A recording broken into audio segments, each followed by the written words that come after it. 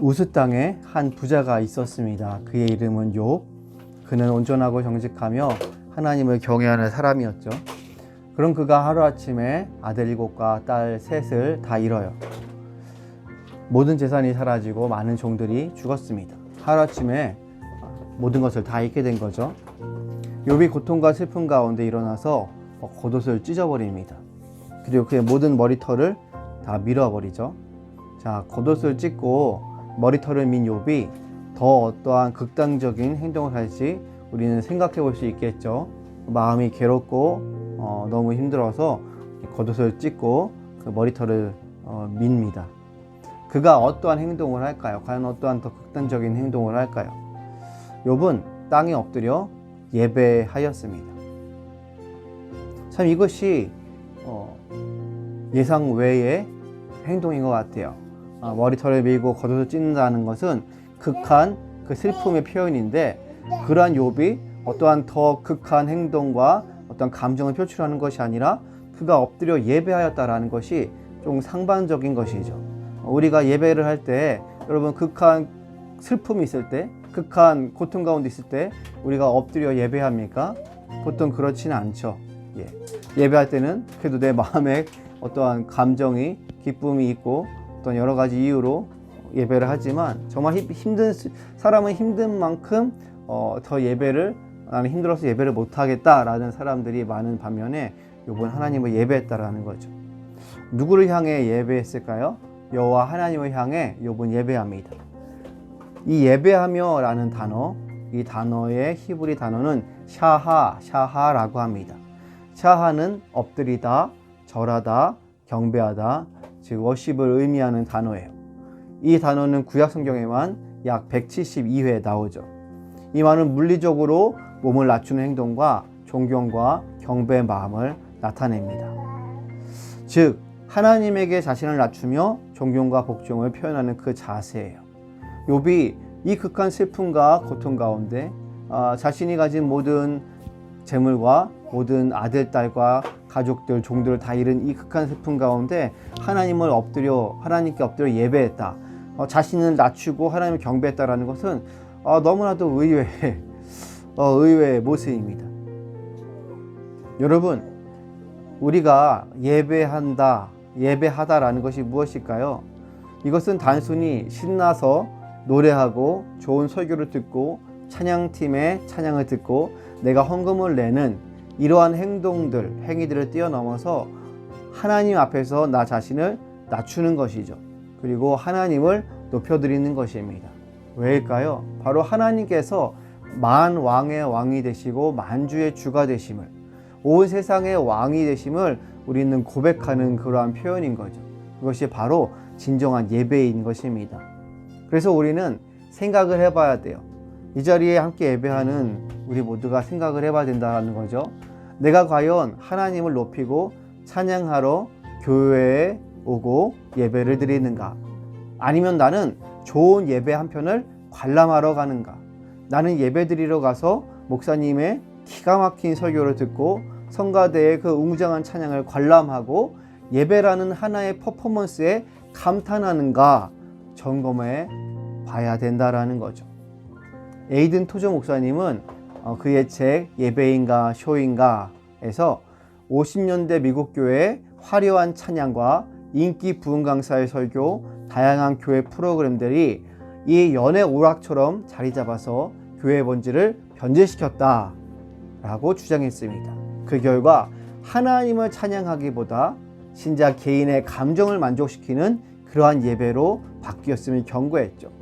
한국교회 역시도 마찬가지죠. 우리 역시도 마찬가지입니다. 우리가 정말 하나님을 예배하는가, 아니면 어떠한 예배 공연을 관람하러 가는가 점검해 봐야 하죠. 또한 예배를 마치 출석 도장 찍듯이 가는 것은 아닌가 생각해 봐야 한다는 것입니다. 또는 천국에 가기 위한 최소 충족 요건으로, 또는 내 마음의 불안과 불편과 죄책을 덜기 위해서 우리는 교회 본당을 찍고 오는 경우들이 분명 있다라는 거죠. 예배 자리에 앉아서 목사님의 설교 내용이 무슨 말인지, 그것이 하나님을 예배하는 것과 무슨 상관이 있는지, 하나님의 뜻이 무엇인지, 그 뜻에 따라 내가 어떻게 살아가야 하는지, 이 찬양을 왜 드리며 누구에게 드리는지 생각하지 않고 시간을 보내고 그저 내 입을 열어 흘러나오는 노래를 각 곡조를 따라 부르고 앉았다 일어났다 몇 번의 행위를 하고 돌아오기도 한다라는 것입니다. 욥의 예배는 그렇지 않았던 것 같아요. 욥은 자신의 절망의 순간에 일상의 삶 가운데서도 엎드려 하나님께 예배하는 모습을 보입니다. 욥의 단순히 엎드리는 행위가 예배가 아니라 그 엎드림과 더불어 그의 입술의 고백으로 여호와 하나님을 찬양한 것이죠. 우리 그리스도인들은 예배하는 사람들이죠. 구약에서는 유일신 하나님을 예배하였고 신약에서는 이 유일신 하나님께서 자신을 삼위일체 하나님으로 계시하십니다. 그래서 우리는 성부, 성자, 성령 하나님을 공히 예배하죠.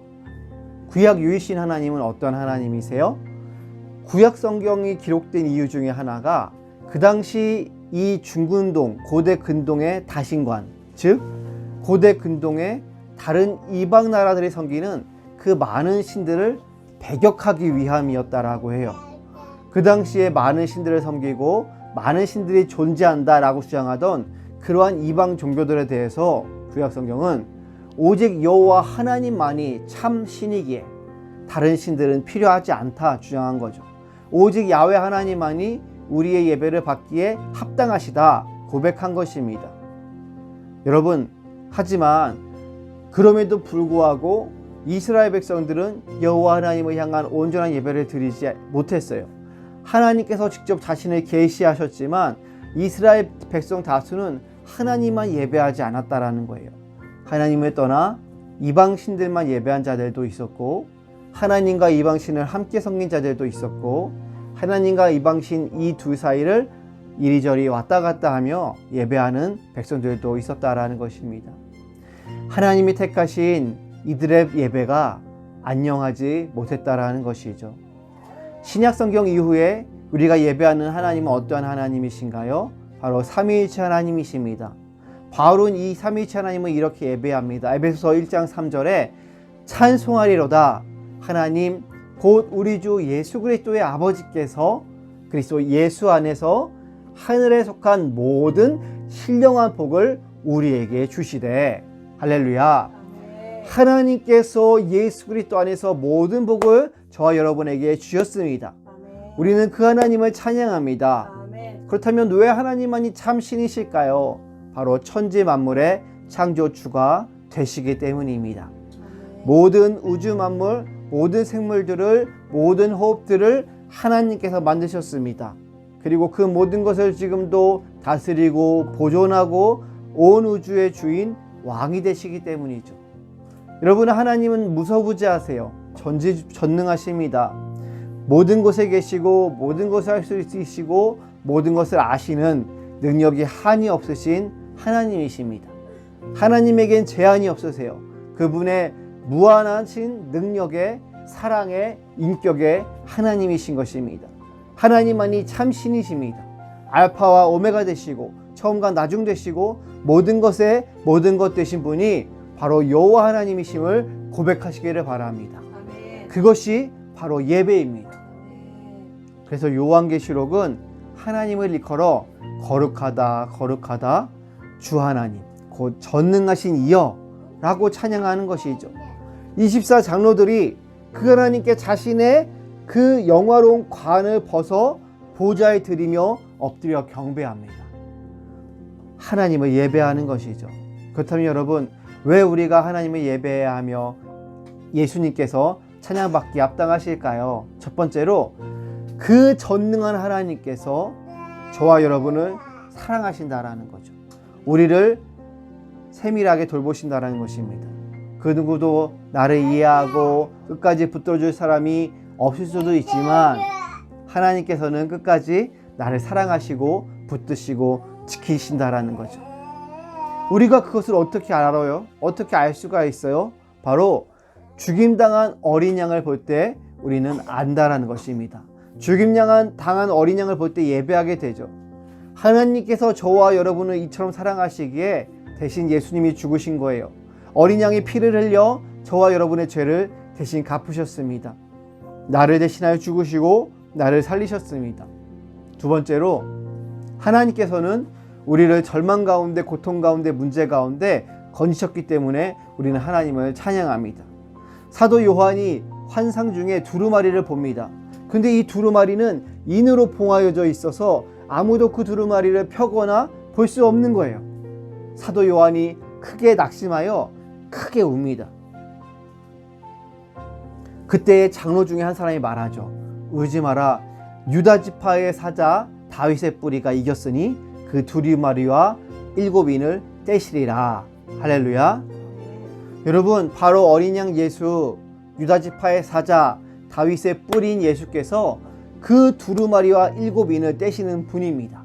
아무도 열 수 없는 그 두루마리, 아무도 뗄 수 없는 7인을 떼시는 분, 우리 인생의 모든 문제와 가장 큰 문제, 그 사망과 저주와 죽음의 그것을 떼시고 해결하시는 분이 오직 그 연약하고 힘없어 보이는 어린 양 예수 그리스도시라는 것입니다.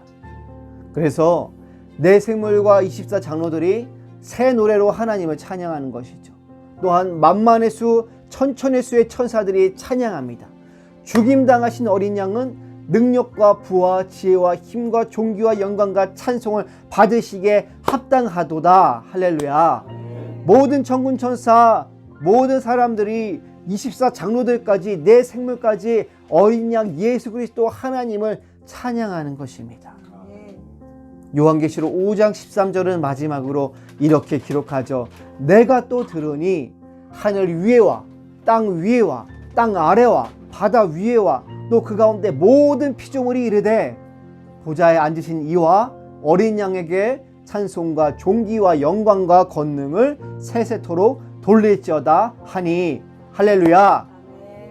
하나님을 찬양합니다. 이것이 우리가 하나님을 찬양하는 이유입니다. 예배하는 이유입니다. 말씀을 맺겠습니다. 사랑하는 여러분, 하나님을 예배하고 계십니까? 하나님을 예배하십니까? 우리의 예배가 너무 무미건조해지고 너무 형식적이 되고 늘상 드리는 왜 드려야 하는 예배인 줄도 모르게 그런 예배들이 너무나도 오늘날 되어버린 것 같습니다.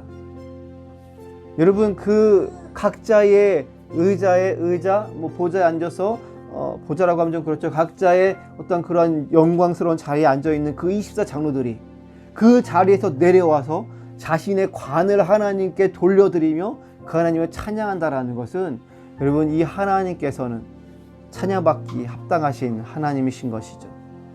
하나님을 예배하고 계십니까? 성경시대에 유대인들과 이방인들이 잘못 섬겼던 그 거짓 신들은 전쟁의 신, 성의 신, 섹스의 신, 재물의 신들이었습니다.